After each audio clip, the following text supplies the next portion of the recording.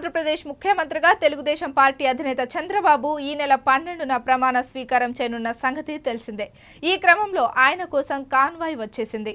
తాడేపల్లిలోని ఇంటెలిజెన్స్ కార్యాలయం దగ్గర మొత్తం 11 వాహనాలతో కాన్వాయ్ సిద్ధం చేశారు అధికారులు. ఈ వాహనాల్లో రెండింటిని సిగ్నల్ జామర్ కోసం కేటాయించగా, టయోటా కంపెనీకి చెందిన నలుపు రంగు వాహనాలకు 393 నెంబర్లతో సిద్ధమయ్యాయి. వీటిని చంద్రబాబు కాన్వాయ్ కోసం తయారు చేసినట్లు అధికారులు తెలిపారు. టీడీపీ అధినేత చంద్రబాబు జూన్ 12న ముఖ్యమంత్రిగా ప్రమాణ స్వీకారం చేస్తున్న నేపథ్యంలో ఆయన కోసం కొత్త కాన్వాయ్ వాహనాలు కొనుగోలు చేశారంటూ వార్తలు వచ్చాయి.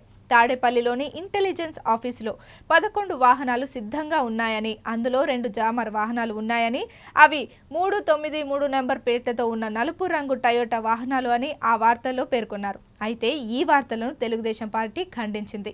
ముఖ్యమంత్రి చంద్రబాబు గారి కోసం కొత్త కాన్వాయ్ కొనుగోలు అంటూ సర్క్యులేట్ అవుతున్న వార్తలు పూర్తిగా అవాస్తవమని స్పష్టం చేసింది.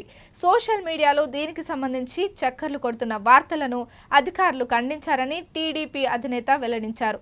చంద్రబాబు కాన్వాయ్ కోసం పాత వాహనాలను వినియోగిస్తున్నారని, అవి ఎప్పటి నుంచో ఉపయోగిస్తున్నవేనని వివరించింది. మరోవైపు చంద్రబాబు ప్రమాణ స్వీకారోత్సవానికి అధికారులు భారీ ఏర్పాట్లు చేస్తున్నారు.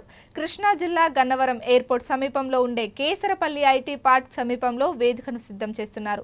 బుధవారం ఉదయం 11:27 చంద్రబాబు ప్రమాణ స్వీకారం చేస్తారు. ఈ కార్యక్రమానికి ప్రధాని మోదీ సహా పలు రాష్ట్రాల ముఖ్యమంత్రులు, ప్రముఖులు హాజరవుతారని తెలుస్తోంది.